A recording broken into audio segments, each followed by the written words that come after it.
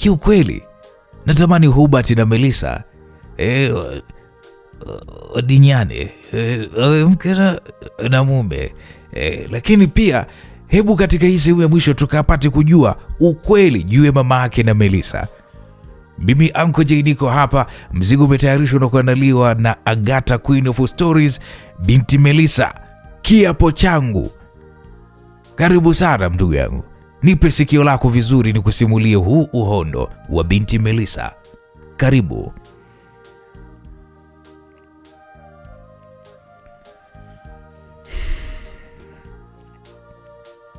Nye.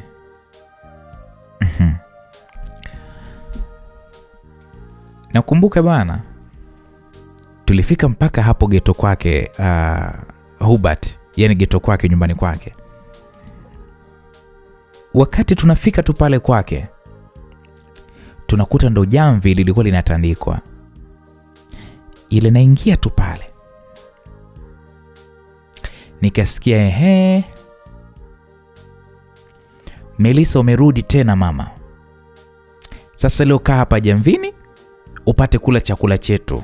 Sema huyu silent killer huyu, sisi wewe wala hata tukuhitaji. Sasa hapo na wengine walicheka kwa sababu hakuwa mtu mmoja.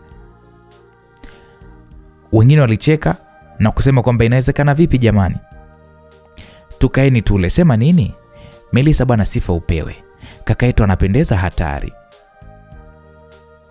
Waliponiambia wakawa wanacheka na Hubert pia alicheka. Hubert alisema, nyie ndugu zangu nyie waambia kinoma noma, mwacheni bwana Melissa. Wakasema sie tunataka tuzoee bwana, wewe akifika kwenye hekalu letu ajiachie, sio anajibana bana. Siku kaka yetu kimtoa huku na sie ndo mawifi. Mtu akikuchokoza zako huko wala hata usihangaike, si tupo kwa ajili yako. Hapo walikuwa wananikaribisha yani. Jamani nilitabasamu maana tu hapo ndo kama mawifi jamani, ndo kusema ule kweli nilikuwa nimepata. Namuona Hubert alikuwa anacheka tu, alafu anasema aliyowaambia huyu wifi yenu ni nani? Hebu acheni hizo mambo bwana. Sasa kuna mmoja pale akasema sisi ndo tunasema na haipingwi hiyo, tukisema tumeshasema. Mimi muda huo msikilizaji nilikuwa na tabasamu tu. Basi kweli waliandaa pale ugali wao na dagaa na maharage, na eti nikawa naulizwa kwamba unajua mlenda shogangu ni mwendo wa kulendemuka tu. Haya sasa nao hapo tule. Unajua mimi nilishangaa. Yaani hawa watu jinsi wanavyopendana, jinsi wanavyojaliana, jinsi wanavyoshirikiana mpaka raha. Pengine wenyewe kwa mtazamo wanaona mimi nina kila kitu, wanaona mimi nina maisha ya furaha kuliko wao, lakini kumbe wangejua maisha yangu hayana maana. Ni kweli nina maisha mazuri kwa nje, gari natembelea nzuri, nyumba nayoishi ni kali, wazazi wangu maisha safi, lakini maisha nayoishi ni ya huzuni mtupu, sio ya furaha kama ya kwao. Maisha yangu mimi sina amani nayo ndani ya moyo wangu hata kidogo. Na hata natamani kula pamoja kama hivi na ndugu zangu huko nyumbani, lakini haiwezekani. Tena kula vizuri sana, kila tunachokitaka, lakini ni ngumu kukaa kwa pamoja kula kama hivi. Kuliko hapa wanakula kila ambacho kinapatikana, lakini furaha wanayo. Nilijikuta tu katikati ya hili kundi, tunakula wote. Sijawahi mimi kwenye maisha yangu mpaka nafurahia kula, ni mpaka nafurahia. Nilikuwa naulizwa unaonaje kichakula? Mimi muda nilikuwa natabasamu, tulikuwa nasema jamani ni kitamu, hizi dagaa pilipili maharage, jamani nani kapika? Basi unasikia kila mtu pale na pishi lake na dagaa zinauzwa nje huko, basi tunacheka tu. Nilishiba nikashukuru mno na walifurahia sana. Waliondoa pale vyombo na Hubert alinishukuru sana, walimfurahia tu, wanampenda mno Hubert. Mimi nilikuwa nafurahia tu, na hata tuliingia ndani kwa Hubert na nikamwambia Hubert, hongera sana. Una familia yenye upendo. Tazama, natamani hata hiyo amani yao pia iwe kwangu. Wao wanatamani maisha yangu bila hata ya kujua ambayo mimi nayapitia. Watu wengi wenye maisha kama yangu hawawezi hata kuishi maisha yao halisi. Inaumiza sana Hubert. Tazama nimekula ugali lakini nimefurahia. Nimefurahia na watu nisowajua na wananifurahia pia. Inakuwaje ngumu kwa mamangu? Inakuwaje ngumu kunipenda mimi? Roho yangu mimi Hubert inaniuma vibaya mno, inaniuma. Melissa. Tafadhali acha kujumiza. Usifanye hivyo na kuomba. Sitamani kuona machozi yako. Yaani kiukweli sitamani kabisa kuona machozi yako. Hebu pumzika kidogo. Msikilizaji, ilikuwa nikae kwenye lile godoro lake, kigodoro kilichochoka, nikaona karatasi za vifaa vya kuchorea. Nikasema, umeona sasa? Tumesahau kuhusu picha. Niliposema hivyo Hubert alitabasamu akaniambia, sio hata muhimu kwa sasa. Muhimu ni wewe kuwa sawa. Kwa sasa lala. Ukiamka tutaendelea pale tulipoishia. Nilibaki na tabasamu tu, nikamwambia nashukuru sana. Asante. Nilipomwambia hivyo nilijilaza pale kwenye godoro na sijui hata usingizi ulipotokea, ila najua uchovu haukuniacha salama. Nililala usingizi mmoja mzito mno. Nilikuja kuamka na Hubert naye alikuwa Hubert alikuwa yeye amelala, mimi ndo nilianza kuamka. Nilipoamka nilijikuta tu namtazama Hubert. Afu nilishika simu nione kama kuna taarifa mpya. Sikuona chochote zaidi tu ni babangu alinitumia ujumbe. Nilisoma ule ujumbe nikabaki kutabasamu tu. Babangu alikuwa ameniandikia, hello mama, mbona hujasema lolote kuhusu kwako? Na nishaambiwa umehamia. Nilitabasamu nikamjibu, baba bwana, nyumba ni nzuri sana baba, nisamee tu. Nilishindwa kukuambia jana, naomba nisamee baba, ila nadhani tukionana tutaongea zaidi kuhusu hilo. Kesho kutwa uje sasa. Uje na huyo rafiki yako nipate kumwona. Nikamuuliza, baba, unamzungumzia Hubert? Ndiyo, natamani sana kuona na michoro yake pia nione. Nikamwambia sawa. Lakini bila shaka kila kitu kiko sawa huko nyumbani. Kila kitu kiko sawa. Uwe na amani tafadhali binti yangu. Hapo nilitabasamu na kisha nikamwamsha Hubert. Hubert alinitazama akasema, bwana nilichoka sana. Nikamwambia hata mimi pia nilichoka. Hubert aliniuliza akanitazama, unajisikiaje sasa? Nikamwambia najisikia unafuu kidogo. Tunaweza tukaondoka sasa au unasemaje? Nataka nikakutane na washikaji kidogo alafu tuondoke. Nikamwambia sio vibaya. Utaniacha kwenye gari, ukishamaliza mambo yako tutaondoka. Kweli Hubert alichukua pale mfuko mmoja ambao ulikuwa na zile nguo mpya. Alinitazama, mimi nilibaki na tabasamu tu. Tulifika mpaka kijiweni kwake na siku hii hapakuwa na watu wengi sana, lakini yeye Hubert alishuka na niliona akizungumza na wenzake. Ni wazi alikuwa anawaaga bila shaka kwa kipindi ambacho mimi nimemwomba nisaidie. Nilikuwa na tabasamu tu na kisha simu yangu mimi iliita. Nilipoitazama alikuwa ni shoga yangu Amanda. Amanda aliniambia, rafiki yangu Melissa, mama Amanda amenipigia simu, hajisikii vizuri, nataka nikamuone tu, kwa hiyo wala tusijali kuhusu leo. Nikitoka kwa mama nitakuja. Nikamwambia mama tena shida nini? Akasema basi hata najua, naomba tu uwe makini na usiache kuniambia lolote huko linaloendelea. Nikamwambia basi msalimie mama na umpe pole. Sasa muda umeenda, nitampigia kesho. Amanda akasema sawa. Silent Killer yuko wapi? Nikamwambia bwana ametoka mara moja. Amanda akaniambia ukiachana na masuala ya shupishako, si ndio? Hubert ni mtu wa maana sana. Nikamwambia hilo ndilo unalolikumbuka au sio? Au hilo ndilo unataka kulisema ili mradi tu nataka nicheke, si ndio? Hebu kata simu bwana. Kweli Amanda alicheka na kisha akasema kuwa makini Melissa, nacheka lakini akili yangu yote ipo kwako. Hebu uwe makini sana tafadhali na usiwe una hofu sana, hofu ni mbaya. Nikamwambia ni rafiki yangu mzuri sana na kupenda wala hata usijali. Amanda akaniambia nakupenda pia rafiki yangu kipenzi. Basi nilitabasamu hapo nikawa nimeagana na Amanda. Baada ya muda niliona Hubert na yeye pia akiwa anakuja uelekeo wangu. Aliingia ndani ya gari na kisha aliwasha gari na nikamwambia Hubert, una huzuni? Hubert alinitazama akatabasamu na kisha akaniambia wewe uko hapa, hii huzuni inatoka wapi? Nikamwambia tupitie chakula ndo turudi nyumbani. Hapana, jana nilikuona na vyakula vingi tu. Hujaanza kutumia, unataka kutumia vya nje kweli? Najua kuwa umechoka lakini tutapika. Wewe niambie tu chakula chochote kile ambacho unakihitaji na mimi nitapika kwa ajili yako. Nikamwambia Hubert, unajua unanidekeza sana. Wote tumechoka, tununue tu kesho tutapika. Hapana. Hayo ni matumizi mabaya bwana. Hubert aliponiambia nilicheka tu na alifanya vile alivyotaka yeye. Basi tulifika nyumbani, nilimuonesha chumba chake, nikamwambia Hubert utalala hapa na mimi nitakuwa niko hapa na kuomba uwe huru. Kwa hiyo hiki kitanda chote nitalala mimi peke yangu. Nikamwambia utalala hapa. Nashukuru sana, ni pazuri mno na asante sana Melissa. Nikamwambia karibu tena, uwe huru kabisa, uwe na amani kama zote. Basi nikawa namtazama Hubert vile anavyotazama huku ndani. Yaani unajua nilikuwa natamani mimi na Hubert tutumie hata chumba kimoja, lakini sasa ndio hivyo siwezi hata kumwambia. Japokuwa nilikuwa natamani. Baada ya hapa aliweka vitu vizuri na kisha tulitoka. Nilitamani ugali na alisema yeye ataandaa huo ugali. Basi mimi nikaingia chumbani kubadili nguo walau nikamsaidia kwenye masuala ya kupika. Nikawa tunatamani kama vile angekuwa hapa chumbani na mimi, kusema ule kweli tukae chumba kimoja, ila sasa ndio hivyo haiwezekani, na wakati huo naye pia alikuwa anaweka mambo sawa huko jikoni. Baada mimi kumaliza, sasa wakati natoka na yeye anatoka. Alikuwa amevalia suruali yake pamoja na vesti. Tukagongana hapa macho nyie. Nilitabasamu na yeye alitabasamu na kisha akaniambia twende basi jikoni sasa ukaone vitu. Sasa jikoni huko yeye anapika. Mimi namtazama tu, najikuta tu machozi yalikuwa yananitoka. Swala la mama nyeli linanisumbua, afu nilikuwa nashindwa kujizuia. Hubert akaniuliza mara baada kuniona machozi yananitoka. Hubert akaniuliza vipi, nini tena? Nikamwambia Hubert, naomba niseme ule ukweli. Nashindwa kuigiza kila kitu kiko sawa. Nashindwa kukubali kuhusu mama yangu kwamba ni mtu mbaya. Nashindwa kusema ule ukweli. Najikaza, nashindwa kabisa, naumia moyoni. Nateseka.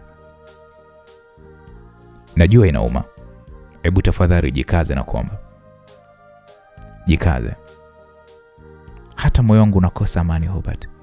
Ponela sijui ana maisha gani maskini huko alipojificha. Mungu wangu. Hebu tulia tafadhali. Atatutafuta tu wala utasijali. Usiape mambo uzito sana. Tukitulia tutapata tu namna ya kuweza kumaliza hili tatizo. Hapo nilimtazama Hubert huku machozi yananitoka. Nikamwambia Hubert, au twende polisi tukatoe taarifa. Polisi watataka kufuatilia kila kitu. Upo tayari kumpeleka mama yako jela? Nye nilijikuta nalia, nikasema ni nini hiki Mungu wangu? Ni nini kimi napitia kwenye maisha yangu? Ni sawa tu unachokiwaza Melissa. Kwa upande wangu naona tutumie akili zaidi kuliko hisia. Kama ni polisi watajua, lakini sio kwa namna hii. Tulia kwanza, nipe muda niwaze na ufikirie na kisha tutajua nini kifanyike. Nye, Hubert alikuwa sahihi sana. Polisi lazima wangefuatilia na tungejikuta tumefika mpaka kwa mama. Na mwisho wa siku mimi ndio niwe mbaya. Wacha tuone tunafanyaje. Kila mmoja wajibike kwa makosa yake. Hubert alineka sawa na kisha aliendelea na kumaliza pale mapishi na mimi nilijitahidi kuhakikisha namsaidia ingawa nilikuwa sina raha. Tukiwa jikoni mimi nilimwambia Hubert, babangu anataka kukuona kesho kutwa. Vipi, uko tayari? Hubert nilipomwambia hivyo kwanza alishtuka. Akaniambia, Melissa, babako wewe anataka kuniona mimi? Kwema kweli huko? Nikamwambia ni kwema Hubert. Babangu nilimwambia kwamba wewe ni mtu mzuri sana. Na nilimwambia wewe ni msanii mzuri sana kwenye sanaa ya uchoraji. Babangu anatamani kuona kazi zako, hivyo kesho kutwa ndio tunamwaliko huo. Una uhakika babako wito wake ni wa usalama kweli? Melissa, mimi sihitaji matatizo. Kumbuka wewe unaishi maisha mazuri tofauti na mimi. Tupo level tofauti.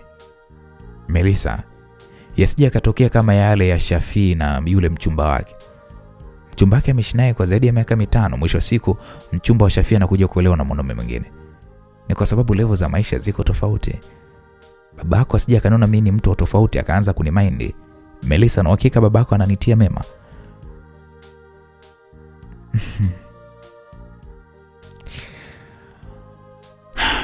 Hubert, hivi unaweza kukubali mimi mtu akufanyia kitu cha tofauti na yale ambayo mimi nakufanyia? Yaani unahisi mimi naweza nikakubali?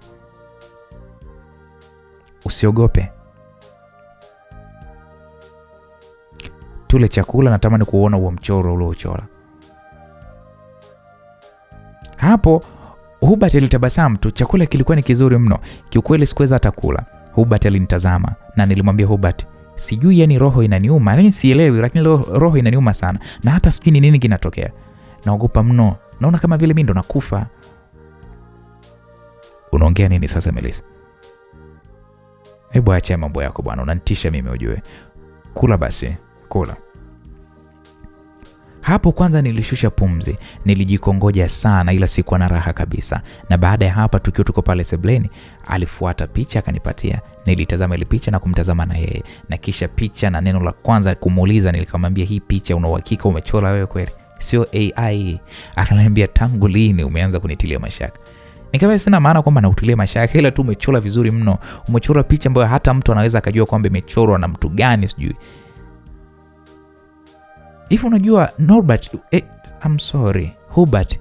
Hivi unajua una kipaji kikubwa. No, umeniita Norbert. Bahati mbaya. Okay, nakuelewa. Hivi hata kuchora majengo pia unadhani ni kipaji? Tena ni kikubwa sana. Hii picha ni nzuri mno. Niliendelea kuitazama ile picha. Kusema ukweli ni picha nzuri sana. Kwanza inavutia sana na haswa namna ambavyo ameipangilia. Nilijikuta tunaishika na tabasamu. Na yeye pia alikuwa ananitazama huku nikisema, Hubert, baba akiona hii picha atafurahi sana. Atafurahi mno. Hapo Hubert alikuwa ananitazama tu na mimi nilikuwa natazama ile picha. Hakika niliipenda sana na hata nilimwambia hii picha mimi nitakaa nayo. Hubert alitabasamu akasema ni sawa kabisa, hakuna shida. Usiku huo alijitahidi sana Hubert kuniongelesha. Ila ulifika muda nikamwambia naomba nikalale. Hubert alinitazama na akasema mimi pia naenda kulala, nimechoka sana. Basi kila mtu alishika njia yake kuelekea chumbani. Nilipofika chumbani niliweka ile picha vizuri na kisha kwa upande wangu nilitaka tu muda wa peke yangu, yani tu peke yangu. Nilie vile ambavyo mimi nataka kulia, nisibembelezwe, yani nilie sana. Nilikaa chini niliwaza mambo mengi sana kuhusu mama yangu, lakini pia kuhusu ex wangu Norbert. Na kila nilivyokuwa ninawaza, nikawa ninalia vibaya mno. Roho yangu ilikuwa inaniuma mno, nateseka, naumia, nahangaika mno. Bora labda angenikosea Norbert tu, ningemtafutia mbadala, lakini ni mama yangu pia naye amenikosea. Namtoa wapi mama yangu mwingine? Mama yangu alivyokuwa mzuri, alivyokuwa na uso wa upole, uwezo kuamini kwamba ndio huyu hapa ninayemzungumzia ambaye ananiumiza, ananifanya ninalia. Nililia sana. Nililia hata kichwa kilikuwa kinaniuma. Nililia sana. Hubert hata naye alisikia, alikuja kunigongea chumbani kwangu na alipoona sifungue akausukuma mlango. Hubert akaingia chumbani. Hubert alipoingia alinikuta nimekaa chini, nilikuwa ninalia kwa uchungu mno. Hubert alinishika kwa upendo. Kwanza alinikumbatia, akaniambia, Melissa, kulia sana hakubadilishi kitu chochote. Kidogo hupunguza maumivu. Kama kwa kufanya hivi unapata nafuu, basi lia Melissa, lia unavyoweza, lakini ukimaliza mambo utayakuta yako vile vile, hakuna kilichokuwa kimebadilika. Yaani maumivu ndio yatazidi kwa kujua kuwa hutoweza kubadilisha kitu. Aliponiambia hivyo Hubert nilijikuta nalia mpaka natetemeka. Hubert aliniinua akanilaza kitandani na kisha alikuwa ananibembeleza walau nilale. Ingawa haikuwa rahisi sana, lakini nililala. Asubuhi nilipokuja kuamka, kiukweli nilikuwa nimechoka mno, ila sikuwa nimesahau ya kuwa Amanda anauguliwa na mama yake. Hilo sikulisahau. Kwa nilichukua simu yangu nikampigia rafiki yangu Amanda, na Amanda alipokea ile simu na aliniuliza, Melissa uko salama? Nikamwambia kwa uchovu tu kwamba mimi niko salama. Vipi mama, hali yake? Akaniambia kama unavyojua hawa wazee na hospitali, mimi naona bado yeye anasema anaendelea vizuri. Vipi lakini umesikia chochote kuhusu Ponela? Nikamwambia, Amanda, wewe ndio mama mipango na haupo. Nitasikia wapi kama sio wewe tena rafiki yangu? Mpe basi kwanza simu mama nimsalimie. Amanda akaniambia, tulia, hebu acha haraka. Upo na nani? Nikamwambia tu niko na Hubert. Nilipomjibu hivyo Amanda akasema, wacha wewe, mmelala wote? Nilijikuta nacheka. Nikamwambia hivi, Amanda, mbona una akili? Ndio unawaza iko kitu? Sema nake hapana, nimeamka bado sijaonana naye, ndio nataka nikamuone chumbani kwake. Huyo mkaka naye ustaarabu umemzidi. Hajui kubembeleza vizuri. Unadhani angekubembeleza wewe, unadhani ungemnyima? Na ulivyokuwa ujiwezi kwa huyo mkaka. Nikacheka nikamwambia, bwana hebu mpe simu mama bwana, hebu niondelee ujinga wako mimi. Kweli alicheka akampa simu mama. Mama alizungumza kwa upole akisema tu kwamba anaendelea vizuri kabisa na vitu kama hivyo. Basi nilimtakia kheri na mama aliniambia, mwanangu, najua unapitia wakati mgumu mno, lakini mimi mama yako nipo pamoja na wewe. Kila siku namwambia mwenzio awe kama wewe. Mwanaume anayeleta mwanamke mwingine kwenye kitanda hiko anacholala na wewe, hakuna mwanaume hapo, ni jini huyo. Ina maana hata hana huruma na wewe. Mamake Amanda alivyokuwa ananiambia hayo maneno, nilijikuta tunacheka na Amanda pia anacheka tukisema eti jini. Walau asubuhi yangu ilipita kwa tabasamu kusema ule kweli. Kwa nilijiweka sawa, nikaweka pale kitanda changu sawa. Nilipokuwa nakitandika nilikumbuka kuhusu mamangu. Mamangu alikuwa akiniambia nikiwa niko binti mdogo. Mamangu alisha kuniambia kwamba mrembo wangu, usiondoke chumbani kwako unaacha kitanda kipo katika hali mbaya. Kitanda ni sehemu yako nzuri ya kutafakari mambo, kuwaza na kuwazua, kuzungumza na Mungu na kupumzisha akili yako. Nguvu yako na asilimia kubwa iko hapa kwenye kitanda. Penda chumba chako, sawa binti yangu? Sasa haya maneno unajua nilijikuta nayakumbuka afu nikajikuta na tabasamu. Maana mtu huyu ambaye ndo mama yangu kwa sasa ananifundisha roho mbaya mno. Nilipoamka nilikuta nyumba imepangwa vizuri. Unajua mpaka nilitabasamu na kisha nikamuona Hubert yuko jikoni. Nilimfuata kule jikoni nikamwambia Hubert, habari za asubuhi? Yao. Nikamwambia Hubert, umefanya kila kitu, unafanya hata najisikia vibaya sasa. Ungeacha tu, kuna mtu wa usafi angefanya haya yote. Hapana bwana Melissa. Maisha yangu mimi sijazoea kukaa bila kazi na siwezi kuacha eti kwa sababu tu kuna mtu anakuja kufanya. Jana usiku unajua hujalala vizuri. Leo nimekuandalia supu nzuri sana na ingawa sijui kama utaipenda. Ina maana unajua kupika kila kitu Hubert? Hapana, sio kila kitu ila kwa asilimia kubwa ninaweza. So unajua maisha tunagusa hapa na pale, yote ni kwa ajili ya kupambana tu. Mama angekuwa haya angekuona kijana wake ulivyo sasa. Angeringa sana. Ni kijana mzuri sana. Hapo Hubert alinitazama tu. Nilijua nimemtoa kwenye mstari. Nikamwambia tukae basi tule pamoja. Hubert akaniuliza kwa upole, akaniambia una ratiba ya kutoka leo? Nikamwambia pana, leo tutakuwa tu nyumbani. Ina maana naweza kutoka? Nikamwambia Hubert, nilikuwa nakutania nione utasemaje. Najua uwezi kukubali kabisa lakini usijali Melissa. Hebu tabia mbaya ujue. Hapo Hubert alicheka. Walau nikiwa niko na Hubert najisikia amani ndani moyo wangu. Nilifanya kazi za ofisini kwa kutoa baadhi ya maelekezo na nyingine nilituma tu kwa email na kufanya siku yetu hapa nyumbani iwe nzuri kiasi chake mimi na Hubert. Amanda bado hakuwa amerudi na wala na mimi sikuwa nataka arudi haraka, ni kwa sababu mama yake anaumwa na mimi kuna Hubert yupo hapa, kwa hiyo ni hakuna shida kabisa. Cha muhimu tu tunawasiliana.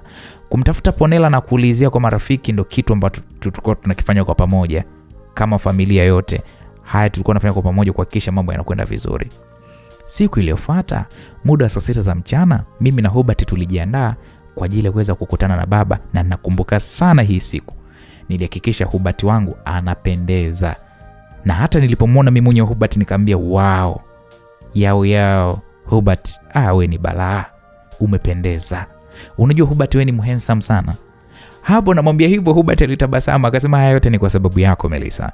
Unaona sasa hivi hata nuru na rangi, mwili unakuja vizuri kabisa. Ubarikiwe sana Melissa, umependeza sana. Unajua hilo, umependeza mno. Nikamwambia unasema kweli nimependeza? Wewe ni mzuri sana Melissa.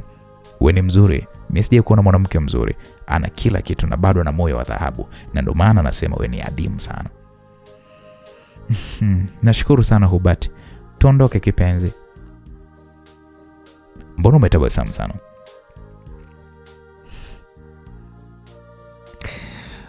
Unafikiri kuitwa kipenzi ni kazi ndogo? Hapo nilijikuta nacheka tu na tayari tulishaanza kutoka. Alikuwa amependeza sana nyie. Nilikuwa natabasamu tu na kisha nilitazama pochi yangu, nilitabasamu mwenyewe, nikamwambia nilihisi nimeisahau pochi. Kumbe nimebeba. Unafikiri babako ananiitia kitu gani? Hubert, mimi baba nilimwambia nimepata rafiki, akatamani kukuona. Kwani kuna ubaya Hubert? Mbona kama vile una mashaka sana na babangu? Lakini hebu ondoa lakini. Kila kitu kitakuwa sawa kabisa Hubert. Unanielewa? Babangu hana nia mbaya na wewe, anataka tu kukuona. Moyo wangu ni kama vile unasita. Hebu ondoa wasiwasi basi. Kweli Hubert aliendesha gari huku mimi nikimpa maelekezo. Barabarani nikawa nawasiliana na mtu wa leseni. Alihitaji baadhi ya taarifa na picha ili kuweza kulishughulikia hilo, na mimi nikamwambia kuna shida, nitahakikisha mambo yanakaa sawa. Hubert alinitazama na akatabasamu, akaniambia asante sana. Nashukuru sana Melissa. Nilitabasamu nikamwambia unataka cheti cha VETA ili kuombe kazi sehemu nyingine?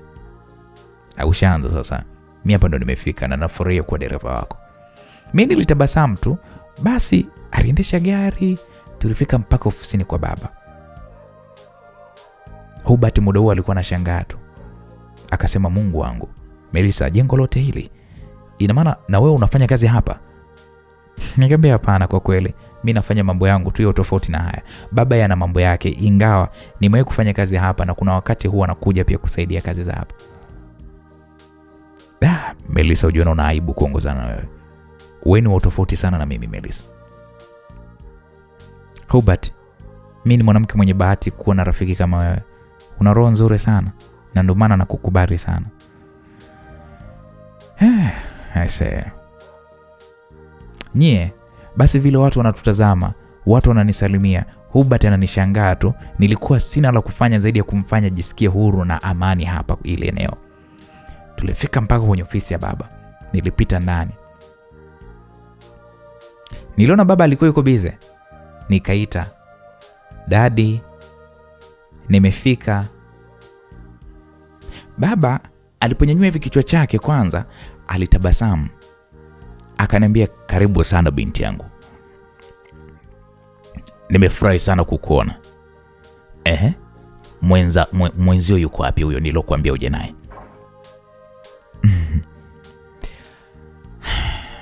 Hubert, njoo. Hapo nilimuita Hubert. Alipoingia tu ndani, huwezi kuamini, babangu alitabasamu. Hata mimi pia nilikuwa najikuta nina furaha. Babangu alisimama, alimkumbatia Hubert na kisha akamwambia, Bwana Hubert, karibu sana. Nyie, nilifurahi sana hiki kitendo ambacho babangu alikuwa amekionyesha mbele ya Hubert. Sasa Hubert alivyokuwa muoga sasa. Yaani ukimwona, kwanza alikuwa ni mpole.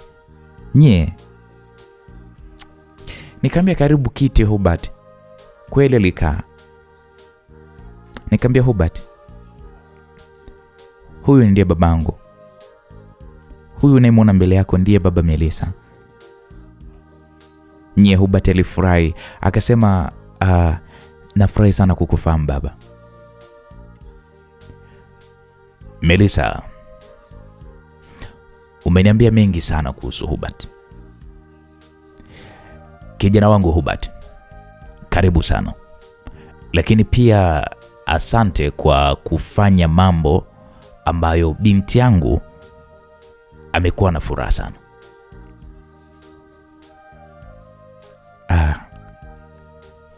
Nashukuru sana baba. Lakini pia baba, hongera kwa kuwa na binti mwenye moyo mzuri. Sawa. Sasa Hubert, nimeambiwa kwamba wewe kijana unajua sana masuala ya kudesign, masuala ya kuchora. Natamani kuona huo upande wako wa pili kwenye masuala ya uchoraji. Nyie, mimi hapo haraka sana nikatoa ile picha ya Hubert, nikamwambia baba, picha hii hapa. Baba aliipokea ile picha. Alipoipokea baba kuitazama hivi, baba alikuwa anashangaa. Kama ambavyo mimi nilishangaa mara ya kwanza naiona hii picha. Mpaka baba akaniuliza kwamba, Melissa, una uhakika hii picha ni Hubert amechora?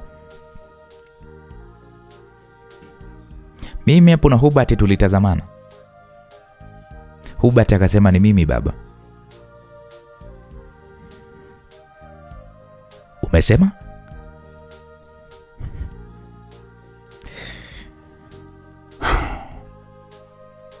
Baba, Hubert ajisomea hiki kipaji na kuomba uamini kwamba ni yeye ndo kazaliwa nacho, hajaingia nacho darasani. Kijana, una elimu gani kijana wangu?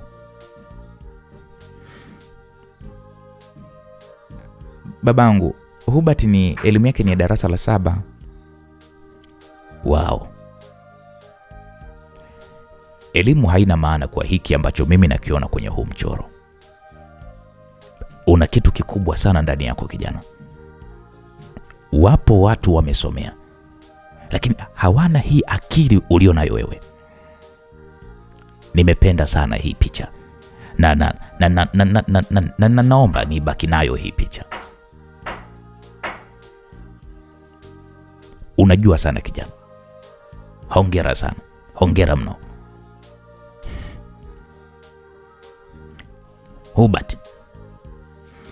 unaweza kusubiri hapo chumba cha pili, usitoke nje kabisa ya ofisi, na nitakuita sasa hivi. Nye, mimi hapo nilimtoa wasiwasi Hubert. Hubert aliinuka na baba alikuwa ananitazama. Binti yangu Melissa, ulikuwa uko sahihi kabisa. Huyu Hubert ni kijana mnyenyekevu sana na ana kipaji sana. Nadhani nitamtumia kwenye project zangu. Baba, hivi baba unasema kweli?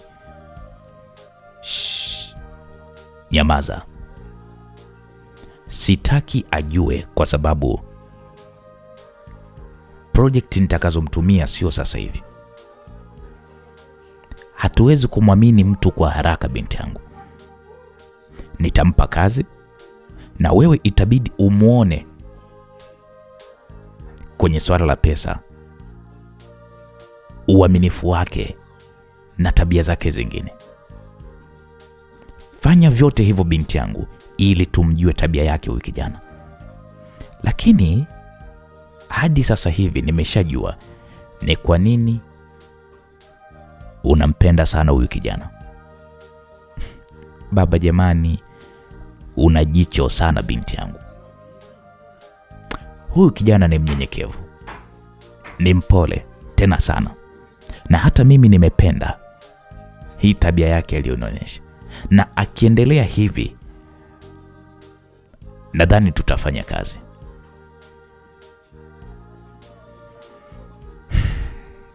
Sasa wewe nenda kasubiri, yeye mwache aje kwanza nizungumze naye. Baba, ni hamna tatizo, si ndio? Mwanaume kwa mwanaume na mazungumzo naye. Wewe nimeshamalizana na wewe, hakuna tatizo. Hapo sasa kabidi nimuite Hubert. Mimi nilitoka ofisini mwa baba. Waliongea kwa muda mrefu sana. Aliongea muda mrefu sana na baba, mpaka nikawa natamani kujua kwamba wanaongea nini kati ya baba pamoja na Hubert. Baadaye nikawa nasikia wanacheka, nikaona wasinitanie. Nikaingia humo ofisini. Nikasema, baba, mbona mniiti? Kijana wangu Hubert, nilisema sikusema? Baba akamuuliza Hubert. Hubert alicheka. Hubert akasema, kweli ese, nimeamini. Melissa ni mbea sana. Amekuja bwana. Kupa tulijikuta wote tunafurahi. Nilikaa huku baba akawa anaendelea kumsimulia Hubert kuhusu utoto wangu na kufanya tucheke vibaya mno. Na wakati huo ndani hii ofisi kulikuwa kuna TV. Kwenye TV kulikuwa kuna taarifa ya habari ya muda wa jioni. Na baba alisema, Melissa, yule si ni rafiki yako yule kwenye TV pale? Mimi hapo haraka sana jicho nikalipeleka kwenye TV. Nilijikuta machozi yananitoka. Wanapoeleza kuhusu hii habari ambayo naitazama kwenye TV, machozi nilijikuta yananitoka. Huwezi kuamini msikilizaji, alikuwa ni Ponela. Ponela amepatikana maeneo ya Kibaha porini huko, akiwa yuko mtupu, amefanywa ukatili huko, na alikuwa amepigwa risasi na tayari alikuwa ameshapoteza maisha. Jeshi la polisi bado lilikuwa halijajua wahusika na walikuwa wanafuatilia hilo sakata. Nilijikuta nalia kwa uchungu. Hapo nilikuwa nashindwa hata kujizuia kusema kwamba wamemuua Ponela. Nikamwambia Hubert, ni Ponela. Ni Ponela huyu. Hapo muda huo msikilizaji, machozi yalikuwa yananitoka. Hubert naye alishindwa afanye nini. Na wakati huo simu yangu ilikuwa inaita, alikuwa ni Amanda ndiye alikuwa ananipigia. Nilitazama ile simu nikapokea, lakini muda huo msikilizaji nilikuwa nalia, machozi yananitoka. Amanda akasema, sasa Melissa, kwa hiki kilichotokea hata mimi naogopa. Amanda ananiambia hivyo, mimi sikuweza hata kumjibu. Nilijikuta naumia, nikawa nasema maskini Ponela, Mungu wangu Ponela. Sasa hapo baba alinitazama. Baba akasema, nyinyi mbona mnanichanganya? Ni kitu gani kinaendelea? Mbona hakuna anayesema kitu? Msikilizaji, muda huo mimi nilikuwa nalia. Niliingia mtandaoni, nilikuta Amanda na watu wanaotujua walikuwa wananitumia habari za Ponela. Ponela ndo alikuwa habari ya mjini kwa siku hiyo. Huko mitandaoni kulichafuka, ni habari za Ponela kukutwa ameuawa. Kila mahali ni Ponela, Ponela. Nilimtazama Hubert na kisha nikamwambia Hubert, tunatakiwa kuondoka. Baba, nitakupigia tafadhali. Yaani hapo msikilizaji, sikusikia jibu la baba. Zaidi tu nilimsikia akisema, Hubert, hakikisha anakuwa salama Melissa. Na mtaniambia kinachoendelea baadaye. Nitakuja huko nyumbani. Mpeleke nyumbani.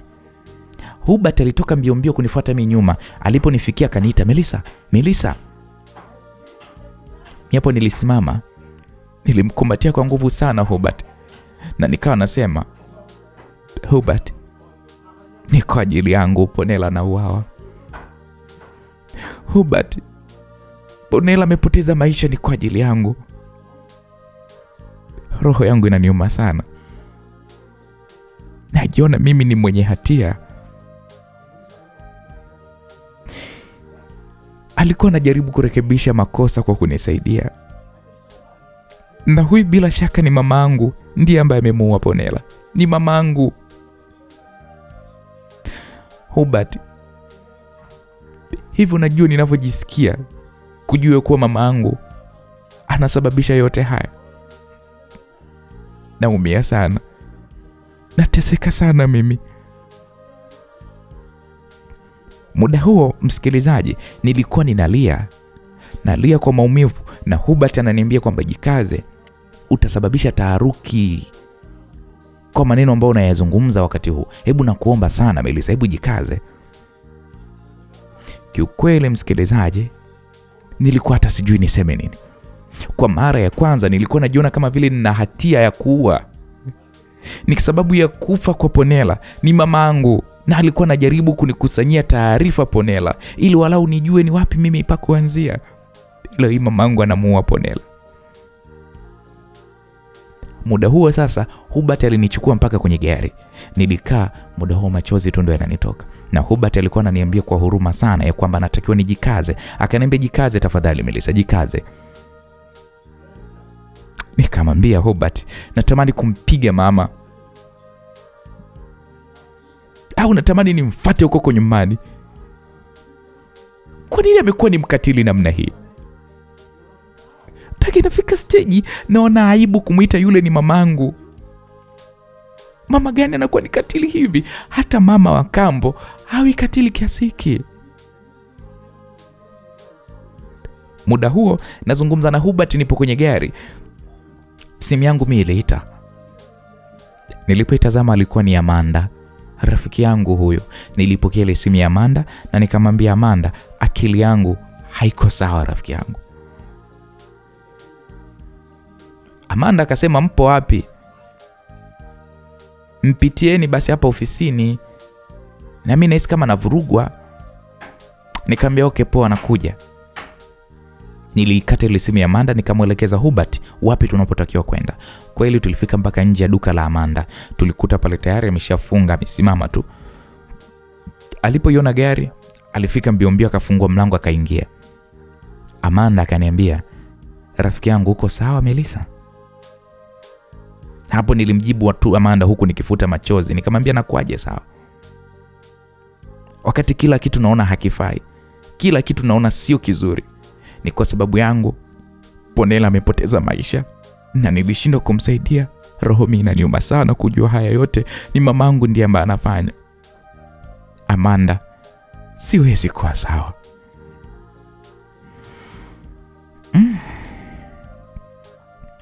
Melissa, kusema ule ukweli, hata mimi nipo kwenye mshtuko. Hivi tunafanyaje sasa? Na inaonekana hawatanii hawa. Amanda, ninaweza hata kuwaza basi fuatilia kwanza taarifa za msiba ili tujue tunaenda wapi na wapi. Hapo tulinyamaza tu kimya mpaka tunafika nyumbani. Mimi simu yangu iliita na nilipotazama niliona ni mamangu mzazi ndiye ananipigia. Nilijikuta nasema, jamani, ni mama ananipigia. Hubert akaniambia, pokea umsikie mama anataka kusema nini. Kweli msikilizaji, nilipokea ile simu ya mama. Nilipopokea, mama akaanza kusema, binti yangu, hujambo? Najua umekasirika, lakini mimi ndo mama yako. Na husemi hata wapi unapoishi, au ndo umeolewa na huyo mbeba matakataka, mbeba makopo wako huyo? Kumbukeni hapo simu nilikuwa nimeweka loudspeaker na Hubert alikuwa amesikia zile kauli za kashfa za mama. Hubert alinitazama tu usoni. Na alinitazama Hubert kunizuia kwamba nisipanic, nismind. Nikamuuliza, unasemaje?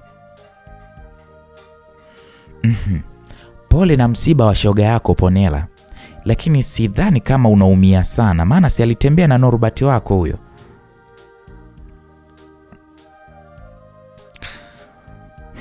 Nikamwambia sio sasa mama, tafadhali tusizungumzie hayo sasa. Ile simu nikaikata. Amanda akaniambia, kaa huyu mama mkavu, yaani kama sio yeye vile, ila nyinyi dunia hii.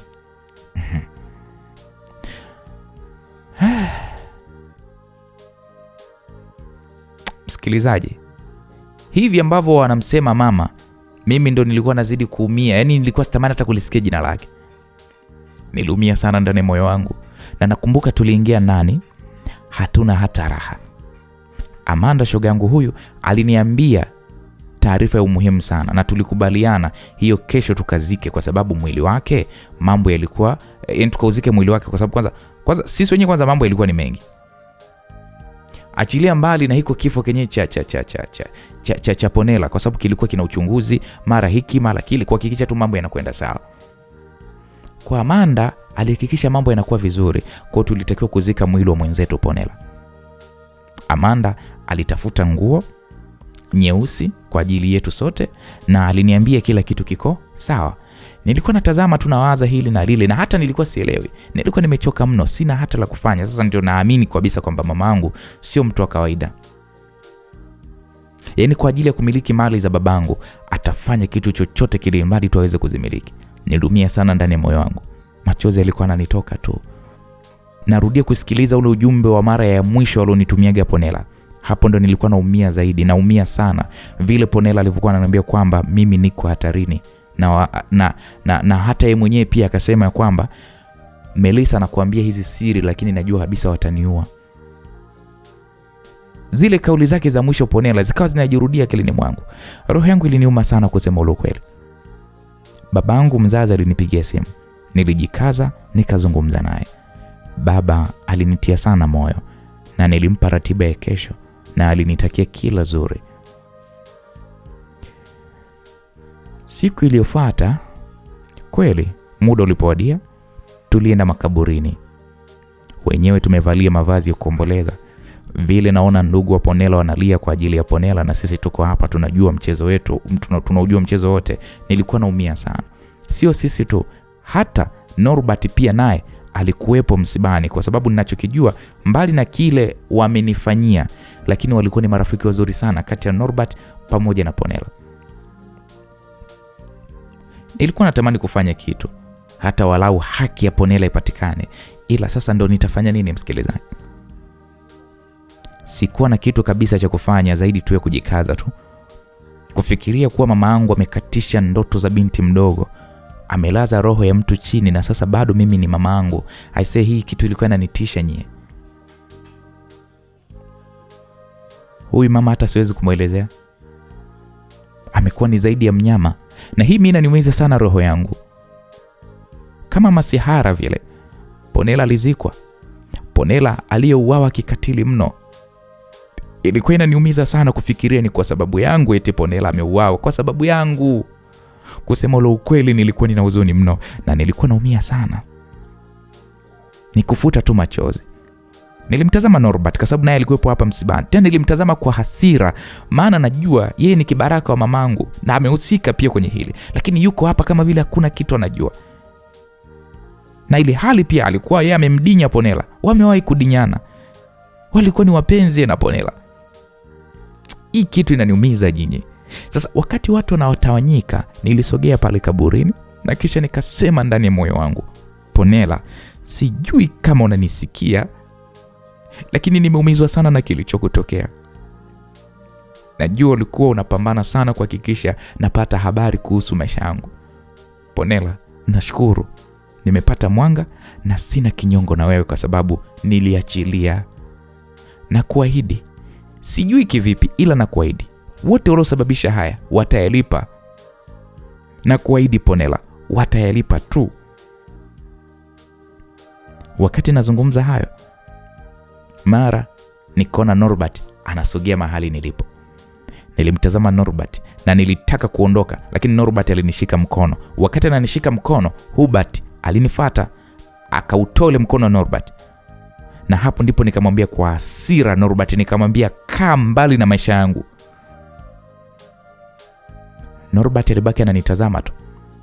Sisi tulitembea kwa muda na hata tukalifikia gari, na hapo tulikutana na shoga yangu Amanda.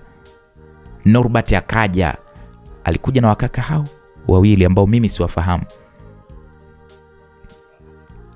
Norbert akasema,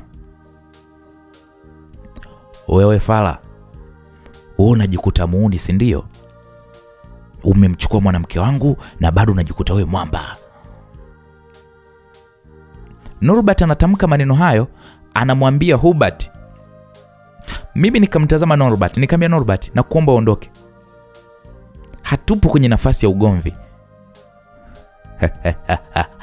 Sikiliza wewe mwanamke. Ile siku huyu mokota makopo wako alivyonipiga, si alitaka kuuonesha wanaume wake kwako? Sasa leo mimi ndo nitamuonesha kwamba mimi ndo muuni zaidi yake. Norbert anayezungumza hayo maneno, Hubert muda huo anatabasamu tu. Na kisha Hubert akasema, Amanda, mpeleke Melissa mwenzio. Sasa Amanda akasema, lakini ni msibani Hubert, hebu acha sifanye hivyo. Sasa kabla mimi sijasema chochote, kijana mmoja wa Norbert akampiga ngumi Hubert. Hubert alipepesuka. Unajua mpaka mimi mwenyewe ile nikalopoka, nikaita Hubert, ingia kwenye gari tuondoke. Hubert alikunja ngumi zake. Alinitazama, akaonesha tabasamu, akanikonyeza.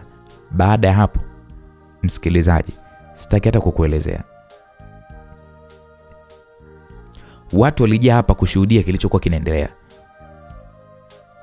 Watu walichezea mkongoto, watu walipigwa mfano hakuna. Walipigwa vibaya mno, walikuwa wametepeta. Amanda hata akaniuliza, we, ina maana huyu Hubert anazichapa hivi? Mbona kama vile Jack Chen? Mbona kama vile Arnold Schwarzenegger Rambo? Mbona anapiga hivi? Mimi kwa sababu mwenyewe moyoni nikajikuta natabasamu. Nyinyi hakuna raha. Yaani mimi naambieni, hakuna raha kuona mwanaume ambaye jamani anajua kupigana. Yaani ni ulinzi tosha. Wakitokea majambazi, wakitokea mwizi, so unakuwa na mwanaume ndani, mwizi. Mwanaume kashaingia chini ya uvungu wa kitanda kaenda kujificha. Ndugu yangu, huyo mwanaume gozigozi tu. Mwanaume inatakiwa kama Hubert. Mwanaume anapambana. Unakuwa na mwanaume kama ngoje simulizi masimulizi. Anatokea kibaka. Mwanaume inabidi awe hivi. Yaani mpaka nilikuta tabasamu nikasema na ndio maana nampenda sana Hubert. Yeye atafanya chochote kunilinda. Nilipoyatamka hayo maneno, Amanda alikuwa anashangaa tu.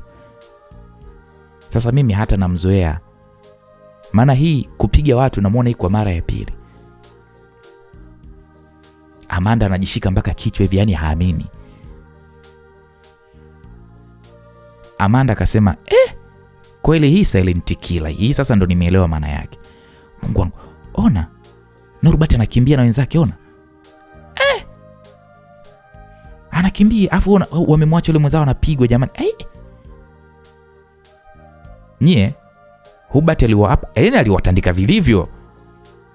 Alipohakikisha wamekuwa mdebwedo, Hubert ndo akaja kiko kwenye gari. Nikamuuliza, Hubert, hujaumia? Hubert alitabasamu tu akasema, hata kidogo sijaumia. Vipi lakini uko poa? Nikamwambia niko poa, asante. Sasa hapo Amanda akaanza kumwambia Hubert, akamwambia Hubert, wewe ni balaa Hubert. Hubert, mimi nikiwa na wewe siogopi tena. Umuhimu tu nihakikishe nilipo, yani utakapokuepo Hubert na mimi nipo. Amanda huyo anasema hivyo, yani wote tukajikuta tunacheka kwenye gari. Sasa wakati tupo kwenye gari, Hubert akasema Amanda, unajua ushoga yako huyu Melissa anapenda sana muda mwingi, kutokana sasa hivi yuko kwenye stress, anapenda sana kumfuatilia yule mkaka wa simulizi, Uncle Jesse simulizi, anapenda sana. Lakini mimi nimuuliza hapa swali Melissa, haya, unampenda huyo Uncle Jesse simulizi, ndio unakuwa na mwanaume kama yeye, linatokea kama tatizo kama hili, si mtaanza kusimulia na masimulizi tu, ana uwezo wa kuweza kukulinda. Sasa Hubert anazungumza hivyo, Amanda anacheka. Mimi nikasema, lakini mbona yule kaka na yeye anajiweza, mbona ana mwili mzuri tu wa mazoezi, mbona anapigana tu vizuri? Kozi kawa ni story, ni kufurahi mtindo mmoja. Nilitaka niseme kitu hapa.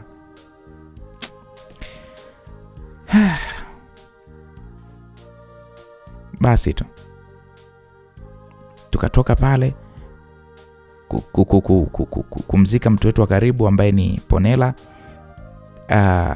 Hata masaa chini hajamaliza, lakini hata yule ambaye alikuwa analala naye, nazungumzia Norbert, yani mpenzi wake Norbert, amekuja hapa msibani na kaanzisha ugomvi, ili hali Ponela alikuwa ni demu wake, alikuwa ni mpenzi wake. Tumetoka kumzika, mtu anakuja tena anaanzisha na ugomvi. Yule Norbert sijui ana akili gani? Kwa hata watu walikusanyika hapa kuushuhudia ugomvi. Na hii tafsiri yake ni nini? Tafsiri yake ni kwamba ukipata nafasi ya kuishi, msikilizaji, ishi maisha yako. Ishi wewe kama wewe. Hawa waliokuzunguka, watu wa karibu, wakishamaliza kukufukia tu wanakusahau. Yaani ukiwa duniani hapa, fanya kile unachotamani kufanya. Jipende, jifurahie, wewe jijali, jipe nafasi. Haya, leo hii Norbert alikuwa anamdinya Ponela. Walikuwa wapenzi. Haya, tumemzika Ponela. Mtu huyo Norbert hata kumjali mwenzie Ponela, kumetumtoka kumzika, anaanzisha ile ugomvi. Na watu wakakusanyika kutazama ugomvi. Yaani kama vile msiba haupo. It means kwamba tulishamsahau ile tuliomzika. Ni maisha haya. Basi bwana, tulifika mpaka nyumbani, lakini Amanda still bado alikuwa anaendelea kumsifia Hubert. Basi mimi hapo kichwa kinanijaa kweli kweli . Lakini tuko nyumbani, tulipata muda wa kupumzika, na jioni tulipokuwa tupo sebleni, Hubert alisema, Melissa, niliwahi kusikia siku moja unaongea kuhusu mwanasheria. Unaonaje swala hili ukazungumza naye, ajue namna ya kuweza kusaidia au ushauri, maana tunaweza kuja kushtuka tumepoteza mtu mwingine. Hubert aliposema hivyo, Amanda akanitazama mimi na kisha akasema, Hubert, upo sahihi. Melissa, mwanasheria lazima atakuwa na la kukushauri kulingana na mambo yanavyokwenda hivi sasa. Hapo mimi niliwatizama tu nikasema, jamani, sijui ni kwa nini sikuliwaza hili mapema. Lakini ushahidi huu peke yake sidhani kama unatosha, hautoshi. Tunahitaji ushahidi zaidi ya huu. Vipi baba akija kuyajua haya yote yanayoendelea?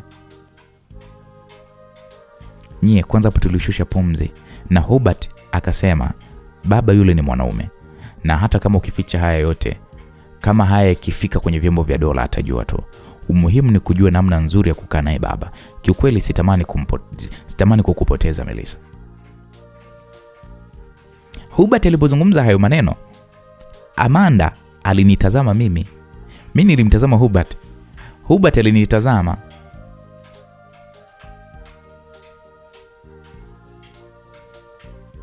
Hata Amanda naye akasema, ni kweli Melissa, sitamani hata mimi kukupoteza. Tufanye kitu bwana cha muhimu. Mimi niliwatizama wote wawili, Hubert pamoja na Amanda, nikasema, jamani, mimi mwenzenu, akili yangu hapa ilipo haifanyi kazi kabisa. Tafadhalini, naombeni tu wiki moja tu, hata kazini nichukue likizo, nishughulikie ile swala nikiwa niko na akili zangu timamu. Lakini kwa sasa hivi siko sawa, najiona kabisa siko sawa.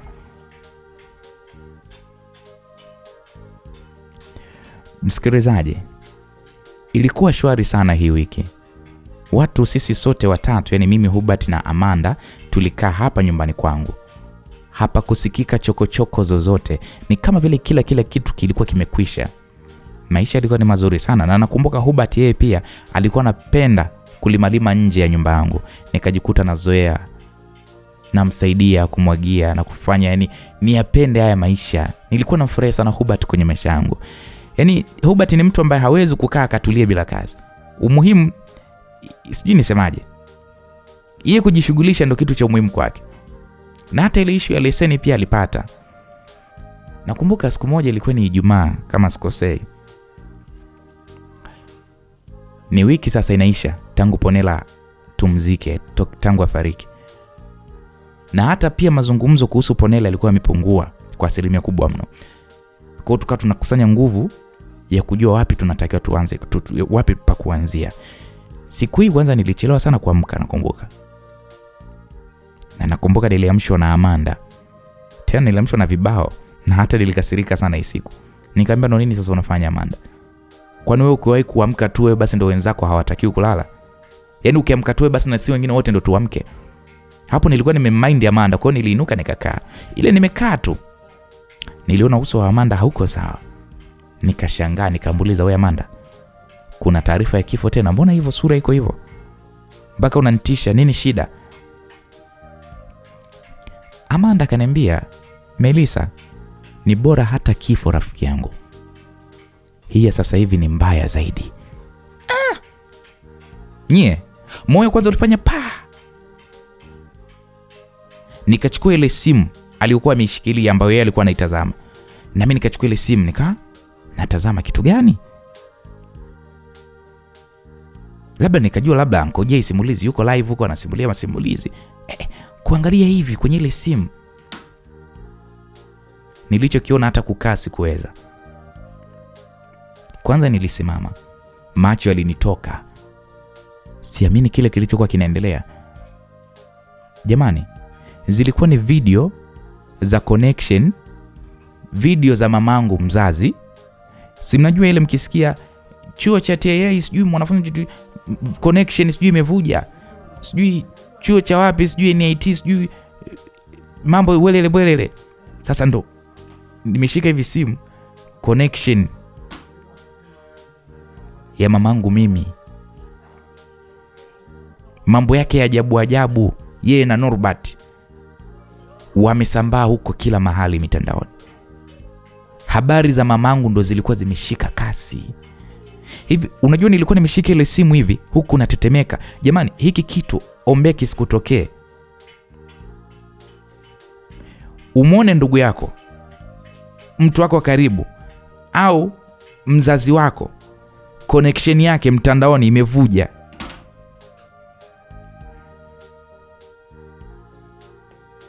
Huyu ni mamangu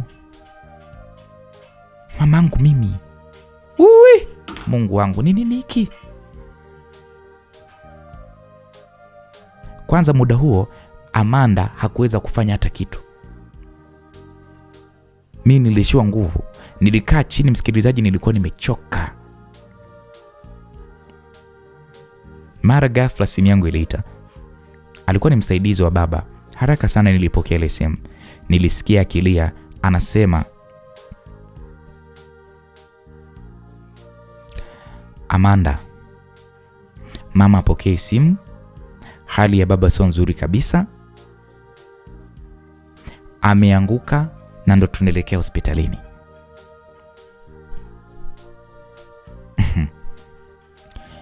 Hivi mjua sikutaka hata kuuliza swali, mnajua hilo? Kwa sababu hospitali anaotibiwa naijua, kama familia naijua. Haraka sana nilitoka mbio. Hapo nikawa naita tu babangu, "Uwi baba." Hapo nilikuwa kama nimechanganyikiwa. Imagine babangu hayupo ile eneo, lakini namwambia baba jikaze. Yaani sikuwa sawa. Pale nje alikopo Hubert. Kwa mara ya kwanza Hubert sikumjali hata. Hubert aliponiona ndo mbio na yeye sasa ikabidi aunge nyuma na Amanda. kwenye gari. Hubert naye huyo, Amanda huyo. Nikamwambia Hubert, endesha gari, siko sawa. Maskini ya Mungu, Hubert hakujua ni nini ilitokea tu, anisikilize. Hubert akawasha gari pale. Mimi muda nalia, nasema Mungu wangu, babangu jamani, baba. Yaani hapo pressure ilikuwa imenipanda. Hubert ilibidi aendeshe gari. Tena alikuwa anaendesha kwa wasiwasi. Na muda huo, msikilizaji, mimi nilikuwa na nguo za kulalia tu. Yaani nilikuwa hata sielewi. Sijui hata kama nguo yenyewe ndani nilikuwa nimevaa. Tumefika mpaka hospitalini. Babangu kapelekwa chumba cha wagonjwa mahututi, ICU. Nilikuwa nalia sana. Nilikuwa nalia, msikilizaji. Sasa huyu msaidizi wa baba na yeye alikuwa nalia. Nilijikuta namuuliza kwamba baba na yeye ameona vipi sasa? Kwa nini umeruhusu babangu kaona? Kwa nini? Hapo nikawa na mlaumu huyu msaidizi wa baba kwamba kwa nini karuhusu babangu aone. Ni wazi sasa hata Hubert sasa akawa anaelewa nini kinachoendelea. Alinikumbatia kwa upendo na kunibembeleza sana. Muda wote mimi nimekaa hapo nalia tu kwa uchungu mno, na baada ya muda daktari alitoka. Nilimkimbilia yule daktari. Daktari huyu ananifahamu. Aliponiona aliniita akaniambia, Melissa. Hapo mimi nililia, nikamwambia Dr. Isa, babangu anaendeleaje? Tafadhali nakuomba kuniambie hali babangu ipoje. Huyu daktari alitikisa tu hivi kichwa. Yaani nilijikuta nashika hivi kichwa changu, nikamwambia hapana dokta, hapana. Usiniambie babangu amepoteza maisha yake. Dokta tafadhali, yaani siwezi bila babangu, siwezi, nakuomba usiniambie. Usiniambie kwamba babangu amepoteza maisha. Sitaki kusikia kuhusu hilo. Hapo dokta alinitazama. Alafu alinishika kwa utulivu akaniambia, Melissa. Si unajua zile kauli za madokta kutaka kunipa moyo. Mimi hapo nilikuwa nalia kwa uchungu. Na hata sauti tena ilikuwa kama vile haitoki, na kugumia tu ndani kwa ndani. Nampenda sana babangu, sitaki kusikia baya kuhusu yeye. Nilijikuta tu naropoka nasema, mamangu anamuua na babangu. Huyu ni mama kweli? Anamuua babangu. Babangu akifa sitaweza kumsamehe mimi. Dokta, babangu mimi ni mzima, si ndio? Hawezi kufa, si ndio dokta? Tafadhali nakuomba uniambie kwamba babangu ni mzima. Dokta, niambie babangu ni mzima nikuelewe.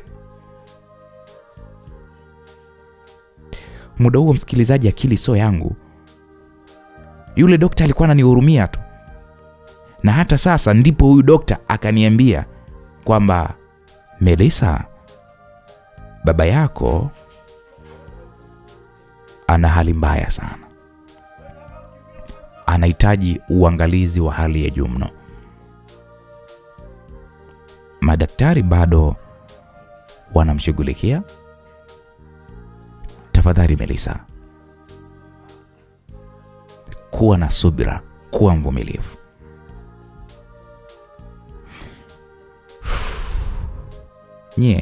Hii taarifa walau ilinifanya mpaka nivute pumzi, kwa sababu ningesikia tofauti na hapo, yaani kwa baba na babako hatunaye tena, nahisi hata kwa pressure nilionayo hata mimi mwenyewe nisingekuwepo tena. Nilikuwa sitaki kusikia babangu amefariki kabisa. Nilikuwa nalia mno. Hubert na Amanda walikuwa wako na mimi hapa. Kila nikikumbuka aibu ya mamangu kule, connection yake mitandaoni, nilikuwa natamani hata watu wasingejua kwamba mimi ni binti wa huyu mama. Hebu fikiria mama yako anakutana na hii kashfa, hali inakuaje? Baba alishindwa kuvumilia. Kuanzia muda wa saa 6 hivi mpaka saa 4 usiku nipo hapa na Hubert na Amanda, yaani sitaki kuondoka, na bado sikumwona babangu. Muda ulienda sana. Hata nililala miguuni mwa Hubert tu, na yeye alikuwa hajachoka na mitihani yangu yote. Na siku iliyofuata asubuhi na mapema mimi niliamka nikiwa niko hapo. Mwanasheria baba alifika hapo hospitalini.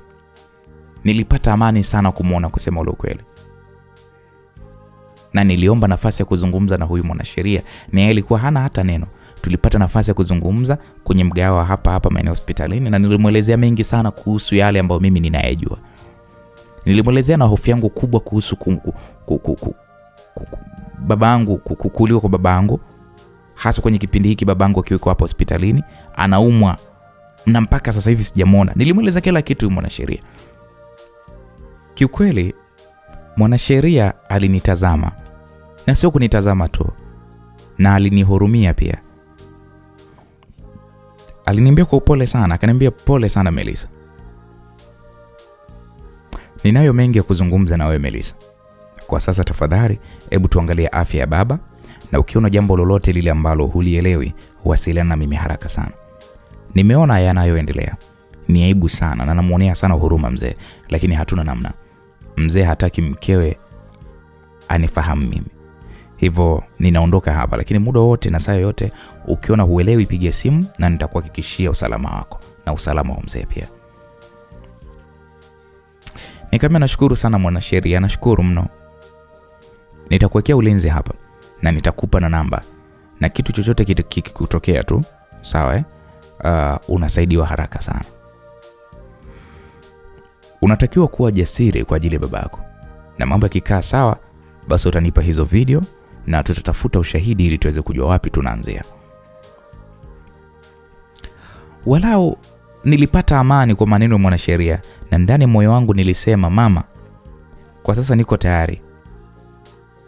Ukipita kwa njia yangu tunanyoshana tu. Amanda alihakikisha mimi napata nguo za kubadilisha na sikutaka kushika hata simu. Niliomba line tu, nikanunuliwa tu simu ndogo. Nilikuwa nawasiliana na mwanasheria, na siku zote hizo mamangu mimi hakuwahi kupiga simu wala kuuliza lolote kuhusiana na baba, hakuwahi.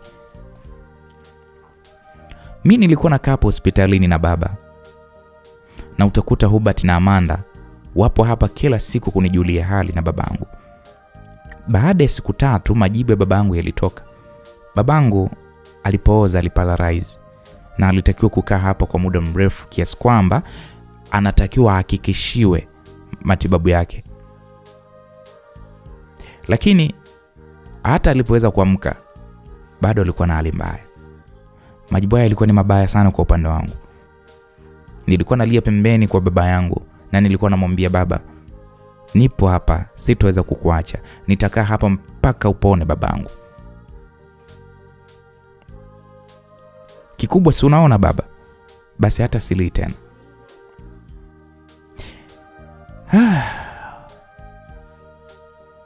Babangu naongea naye haya yote, lakini hakuwa anasema lolote. Mimi alikuwa na mipira tu kila sehemu zote za umuhimu, mpaka mipira ya chakula pia. Mimi nilikuwa nalia, tunashukuru watu wangu hawakuniacha. Wiki la kwanza likapita, wiki la pili likapita, mpaka wiki ya 3, mwezi unaenda.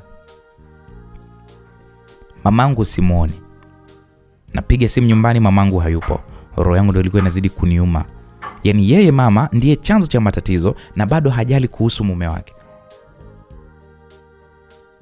Jambo la umuhimu ni kuwa kuna watu wapo hapa kwa ajili ya usalama babangu. Nakumbuka mida ya saa 2 hivi za usiku nilikuwa hapa chumbani kwa baba. Baadaye nilijisikia vibaya, ilibidi niinuke niende chooni. Sasa nikiwa niko chooni nikawa situlii. Nimesimama kwenye kioo najitazama, roho inaniuma. Ilibidi nitembee kwa utulivu sana, maana ndani yangu nilikuwa nasikia kama nani kuna mtu mwingine hivi. Nikafungua mlango wa chooni, maana hata sikuwa nimeubana sana. Ile nafungua naona mama anataka kumchoma hivi babangu sindano.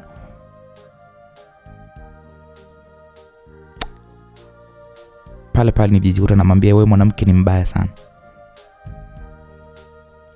Kwa hiyo unataka kummalizia babangu ili upate nini? Sasa niliposema hayo maneno, mama alishtuka, akaficha ile sindano nyuma. Nilienda mlangoni nikafunga pale mlango. Kisha nikawa niko na ufunguo. Nikasema kwa uchungu, nikamwambia, sikiliza wewe mama, nakuchukia sana. Umemua Ponela ukadhani umemaliza kazi. Hivi mama, wewe ujisikii vibaya? Kwa nini unatufanyia sisi hivi? Mbona baba anakupenda sana? Amefanya kila kitu kwa ajili yako. Leo hii yuko hapa kwa ajili ya makosa yako. Hujali, na ndo kwanza umekuja kuweza kumalizia kazi yako ili tu upate mali. Zitakupeleka wapi? na mwisho wa siku utakufa tu mama. Kwa nini huna utu? Najua kila kitu kibaya kukuhusu na nimenyamaza. Naona aibu kukuita mama. Ule upendo wako uko wapi mama? Ina maana wewe ulikuwa uongo ule upendo wako, si maana yake yale mapenzi ya kunilea, kunipenda, nikakupenda kama mamangu, lakini umenidhihirishia sasa. Umetembea na mwanaume wangu, umemua ponela, na bado unataka kuniua na mimi na babangu ili tu mali ziwe chini yako. Mama, haitoshi, kumbe unafanya mambo kwa siri. Hata una kampuni anayoiendesha mpenzi wako Norbert. Najua kila kitu. Hata ulipowazima wazazi wa Norbert, mimi najua. Lakini nimechagua kukuheshimu, kukupenda na kukujali. Ila bado haitoshi. Wewe ni nani? Mama, wewe ni nani? Na kwa nini unakuwa na roho mbaya namna hii?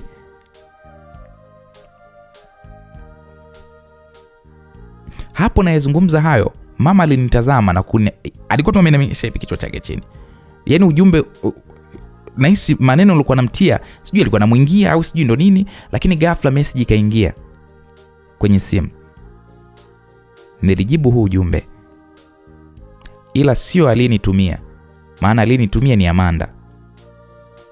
Mimi nilituma kwa mkubwa wa ulinzi ambao wapo hapa ndani, waje wamkamate huyu mama. Mama alikuwa kama ananisogelea hivi, alafu nikamuuliza, ina maana unataka kunichoma na mimi hiyo sindano? Okay, nichome, siogopi. Hakuna kitu ambacho nakiofia tena. Kama mamangu mzazi unanigeuka, nitaogopa nini?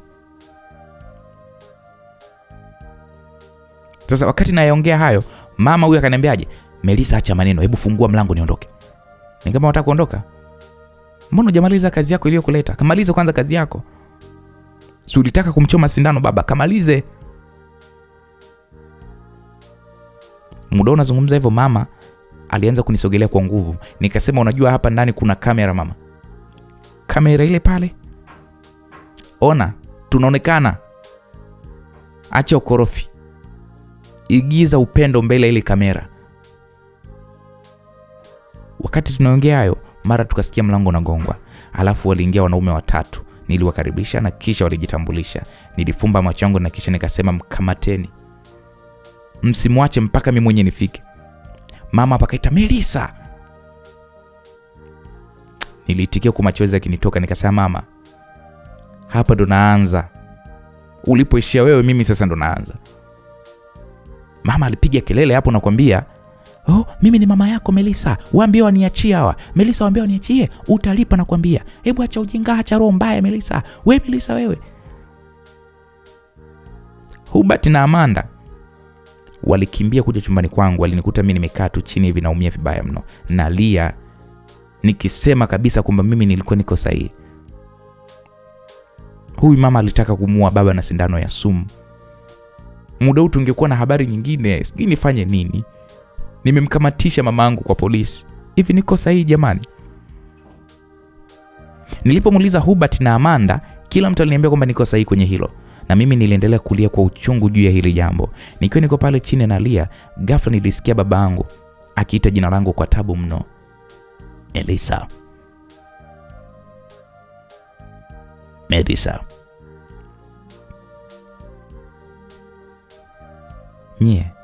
Niliinuka pale, nikafuta machozi yangu. Nilijikuta sana nguvu. Nikarudi tena chini, nikaanza kutambaa huku nalia. Nilitambaa mpaka kwenye kitanda cha babangu. Huku nasikia Hubert anasema, kamuite dokta Amanda, kamuite dokta tafadhali. Mimi nikajikongoja mpaka kwa babangu. Nikasema, baba tafadhali, nakuomba babangu. Baba tafadhali sana nakuomba. Usiniache peke yangu nakuomba. Tafadhali baba, usiniache. Nakutegemea mno baba. Ni muda mfupi tu umelala hapa, lakini kila kitu kimeharibika baba.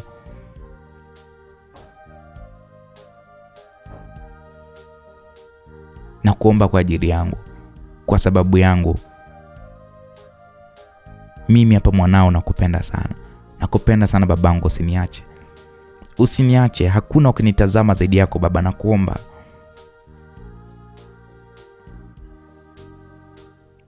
Hubert maskini ya Mungu alinishikilia kwa upendo mno, huku akiwa ananiambia, Melissa, hebu tafadhali Melissa, umelia sana. Mwache baba pumzike, mwache. Muda huo msikilizaji, mimi ndo nilikuwa nazidi kulia. Nalia kwa uchungu nikisema kabisa ya kwamba baba mimi ananisikia. Hubert, baba ananisikia, niache. Hata wewe ulisikia baba aliniita. Ameniita jina langu mimi, ameniita. Wakati huo namwambia hivyo Hubert, madaktari wawili waliingia. Nilikuwa siwezi hata kuinuka. Walisaidiana pale kunitoa nje, huku mimi bado nilikuwa nikilia na nikawa nauliza kwamba babangu atapona, si ndio? Babangu atapona, si ndio dokta? Tafadhali msaidieni babangu, naombeni mno, na waomba mumsaidie babangu. Nilitolewa mpaka nje. Rafiki yangu Amanda, Hubert na mwanasheria, nakumbuka mwanasheria aliniambia kwamba Melissa, ukiwa hivi hatutafanya kitu chochote kile. Niko hapa kukuelezea kwamba mamako anashikiliwa na jeshi la polisi, na mpaka sasa Amanda amenipatia simu yako, baadhi ya video nimechukua na nipo kwa ajili yako. Swala kubwa kuliko yote unajua ni nini? Baada ya kupatikana mwili wa Ponela rafiki yako, waliokota na line pale ya simu na mmoja wa vijana waliotumwa. Mawasiliano sio mazuri. Kuna dalili mbaya sana kwa mama yako. Bado nafuatilia, lakini kuna mengi ya kufanya, kwa hiyo unatakiwa kuwa jasiri na uvae ushujaa Melissa. Hutakiwi kuendelea kulialia, jikaze.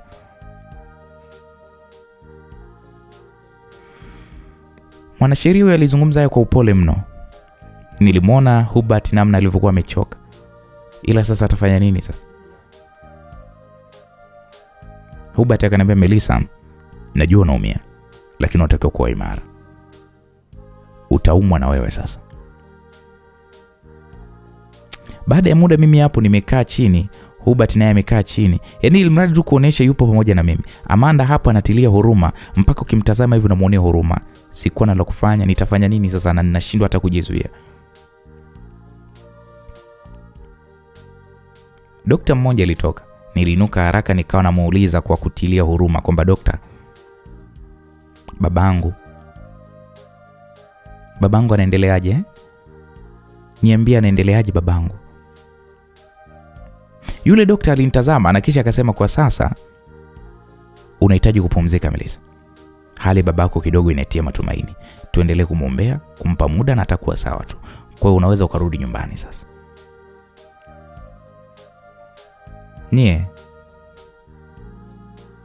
Nilimtazama huyu dokta. Nikamwambia, nyumbani? Yaani nimwache babangu hapa niende nyumbani kweli? Kwamba huoni wanataka kumuua babangu? Atakufa babangu. Hapo mwanasheria alishusha pumzi akasema, Melissa, kuna ulinzi hapa. Hakuna mtu kuingia, na zaidi kila atakayeingia hapa ataongozwa na dokta. Huyu Dr. Isa. Si ndio Dr. Isa? Yule dokta alinitazama akasema, kusema ule kweli kabisa, hata mimi nimeacha mambo yangu mengi kuhakikisha nasimamia hili swala lako Melissa. Na baba atakuwa yuko salama. Hapo mwanasheria pamoja na dokta wananihakikishia hayo, na hata Hubert pia akaniambia Melissa, dokta pamoja na mwanasheria wako sahihi. Tangu baba ameletwa hapa hujapata nafasi ya kuweza kupumzika. Turudi nyumbani, kesho tutarudi tena hapa na kuomba. Yaani Melissa, mimi nilijikuta tu namtazama tu Hubert. Na kisha Amanda naye kwa wakati wote huo alikuwa tu ananihurumia mimi. Na nakumbuka nilikubali kurudi nyumbani usiku ule. Tuko njiani kwa mara ya kwanza sisi watatu. Hatukuongea chochote kile. Tulikuwa tuko kimya. Hatuzungumzi. Mimi nimekaa tu ndani ya gari, lakini nimegeukia upande wa dirishani natazama tu nje, machozi hayanikauki. Kila muda nilikuwa natamani kusahau, lakini nakumbuka kuhusu mamangu, namna nimemkuta anataka kumdunga sindano baba ili baba apoteze maisha yake. Kila nilipokuwa nakumbuka ile tukio, roho yangu ilikuwa inaniuma sana. Machozi yananitoka na hata nalia kwa kwikwi.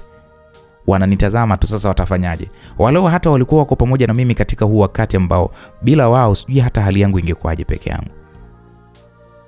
Hakika katika maisha yenyewe kuna wakati unahitaji marafiki. marafiki wanahitajika mno katika nyakati ngumu kama hizi. Mimi wasingekuwa hao marafiki zangu ingekuwaje?